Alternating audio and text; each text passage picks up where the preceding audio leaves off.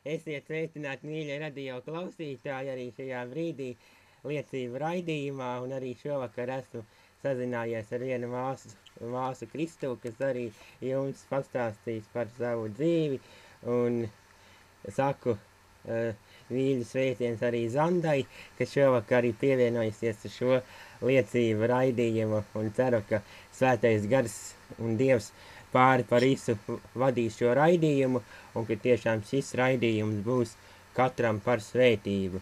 Tad es saku Zandai šo labvakar un viss, un varbūt vēlos jautāt pirmo jautājumu, kā tu nāci pie Dieva, un varbūt kāda liecība, kāds izprinājuma vārds radio klausītājiem.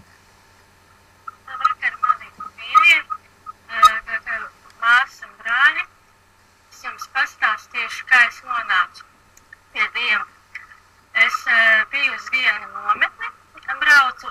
Viņa nebija kristiešu nometne, bet es aizbraucu. Tur bija viena meitene vārdā, tāda Gunita. Viņa bija kristieta. Viņa man pienāca klāt, sāka runāties un teica, es tev pastāstīšu par Dievu. Es sākumā teicu, viņa saka, paklausies, varbūt tas ir interesanti. Es negribēju būt pret viņu nepieklājīgi. Es saku, es klausos. Ja viņa stāstīja man, kā viņai gājas dzīvē, ka Dievs ir varams un tāds spēcīgs un visu, ko var mainīt. Un tad es teicu, es saku, ļoti labi, ka Dievs ir stiprinājis tevi un tā. Tad viņi man uzaicināja uz savu Valmieras katoļu draudzi, pēc lai es atnākot paklausīties. Es aizgāju, vienu svētdienu uz dievkalpojumu, paklausījos, it kā ļoti interesanti bija, bet manā sirdī kaut kas tā nemainījās. Pirms es nepazinu Dievu, es jau dzēru, pīpēju un kāvos. Un tad gāja kaut kādi daži mēneši, tad es sapratu, ka kaut kas nav, kad gribās kaut ko mainīt. Tad es vienu brīdi mājās nometos ceļos, teicu, Dievs, ja tu esi, tad lūdzu, maini man sirdi, atbrīvo mani no alkohola un no pīpēšanas un no visām tām kautiņiem un rupjībām, ko es cilvēkiem daru pāri un viņš aizvainoja. Saka, Dievs, ja tu tā esi, un tu lūdzu, palīdzi man, es vairs negribu tā dzīvot.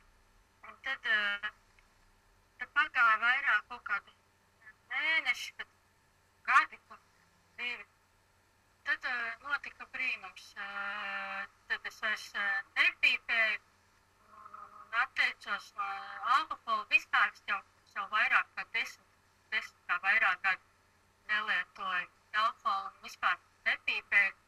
Un tikai tagad sazinos, tikai mani draugi, tikai Dievs un kristiešu brāļu un māsu. Un arī man bija grūti ar piedošanu, jo man bija tā, ka viens puisis ļoti man sātīgi darīja pāri, bet ļoti izvaroja mani. Un es to ļoti pārdzīvoju, es nespēju viņam piedot. Bet es domāju, no Dievu viss ir iespējams. Pagāja vairāki gadi, un es vairs viņu pelnu prātu netu. Es piedavs viņam. Un tā. Un tāds arī notika. Dievs dzīvē man visu, ko ir darījis.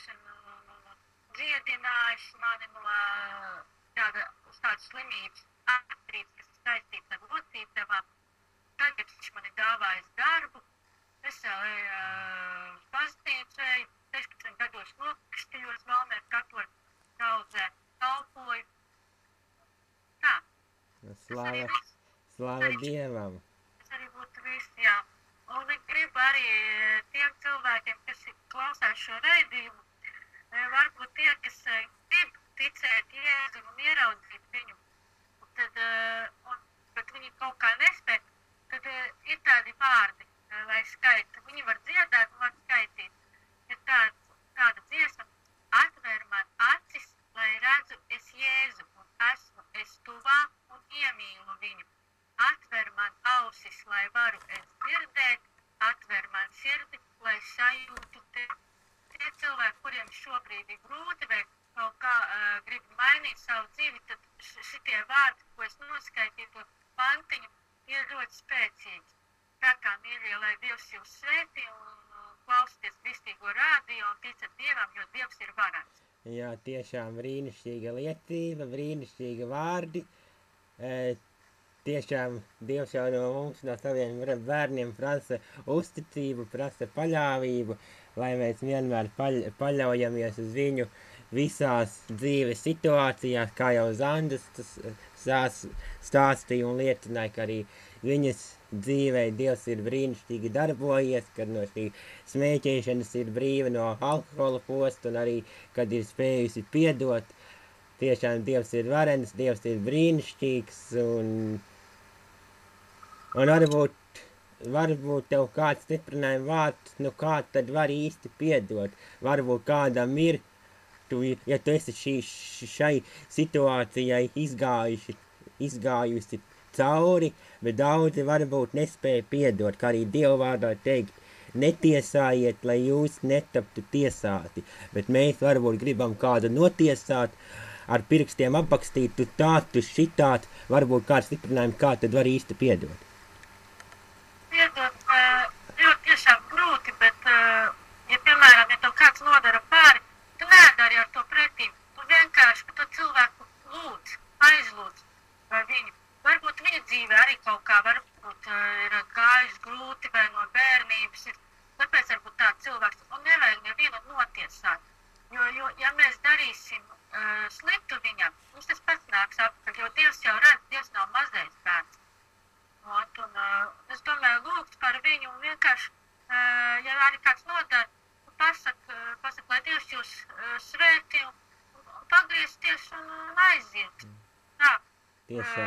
Vienkārši nevajag nosodīt, jo tas nav pareizi. Ar Dievu vienkārši būt kopā, tad viss ir iespējams. Tiešām viņš varbūt nevarēs piedot tam cilvēkam, bet ja tu lūgsi par viņu, tad pēc kādu mēnešu tas aizies. Tā. Tiešām sveitīgi vārdi, kā ar Dievu viss ir iespējams, un ka mums tiešām ir jālūdz arī par saviem ienaidniekiem, un varbūt tu kaut... Ja sit pa vienu vajag, tad pagriez otru. Tieši tā, varbūt arī kaut ko minēja par to artrītu, vēl laiks mums ir, nu, kā tev šāda slimība uzstādīja, un kā ilgs periods bija, cik tu ilga šo slimību gāja cauri, varbūt kaut ko sīkāk. Bija tā, ka es strādāju pastā, nesāju smagas reklāmas, tad bija, es nevarēju, bija tā notika, kad nevarēju ne pacelt, ne rokas, man sāpēja visi pleci, muskuļi, drīz es nevarēju ne paiet lāgā, kājas sāpēja, tad es aizgāju pie ārsta un iztaisīju analīzes. Un es neko nezināju, man ārsts neko nesaka, kas tur ir, un nav, es atnāku mājās, man tās analīzes bija mamma māsai, jo mans mammas māsa ir dakteri.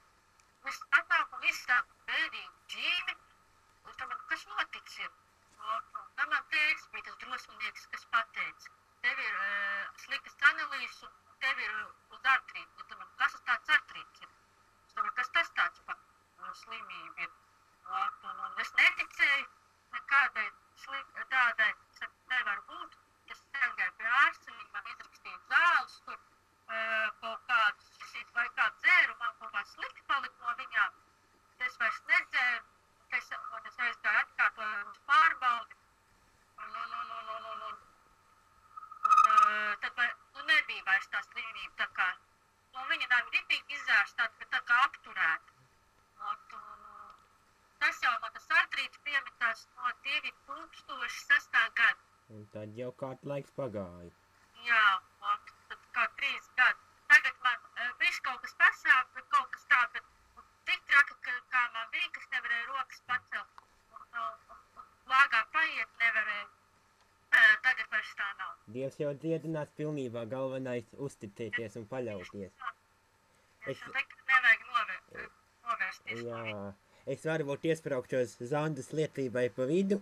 Šodien tieši lasot vienu grāmatu, varbūt kādam radio klausītājiem būs tāds kā stiprinājums, ka lasīja grāmatā, kā vienai sievietei arī bija vēzis, kad viņa bija slima ar vēzi, bet šī sieviete savu dzīvi nodeva Jēzus rokās, un viņai tika uzliktas rokas un sacītas lūkšanas. Un viņa kļuva vesela un vēl nodzīvoja 23 gadus, kad viņu dziedināja no vēža.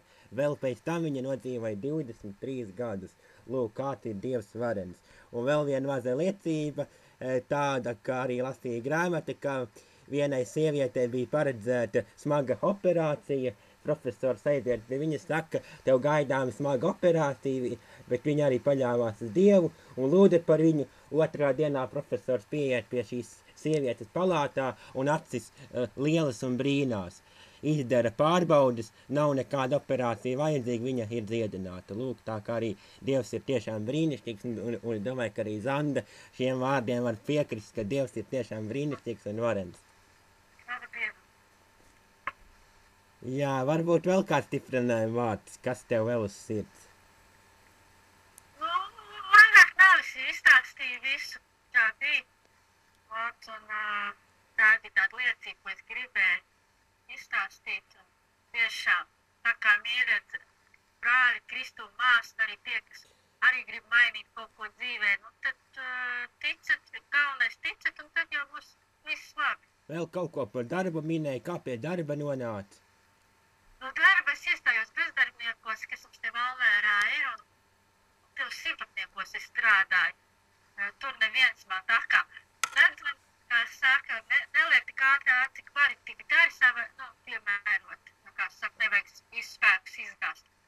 Es ar sēknieci esmu ielastīju plasu atkritumus un, kā saka, uzkopju zaļo zonu vidi. Tā, Dievs man deva. Slava Dievam arī par šo darbiņu. Sākt ar mazām lietām, kā arī teikt Bībelē. Sākumā sākt ar mazām, un pēc tam jau paugsies. Tieši tā, izņēma manis vārdus. Sākt ar mazām lietām, un tad tiksim pie lielām lietām. Lūk, cik brīnišķīgi, jā. Nu, es domāju, ka arī ar Zandu šovakar veiksim. Tāds īsāks raidījums, tāda īsāka liecība. Tā kā aicinu arī es jūs, mīļa radio klausītāji, neturēt liecības sevī, nekrāt liecības pūrā, nav kam viņas krāt, bet mums tiešām caur šīm liecībām ir jāslavē un jāgodā Dieva vārds. Tiešām gaida arī nākamos lieciniekus, kas grib liecināt par savu dzīvi, kā Dievs ir darbojies, un es domāju, ka arī Zandas dzīvē tiešām viņš ir brīnišķīgi darbojies, dziedinājis, atbrīvojis arī šo darbu devis un slava tiešām viņam. Arī jums tiešām saku uzticieties un paļauties, jo Dievs ir viss, kas ir vajadzīgs mūsu dzīvē. Domāju, ka arī Zanda piekrīt šiem vārdiem. Piekrīt, pilnīgi piekrīt. Āmen, tiešām tad paldies un uz redzīti visiem.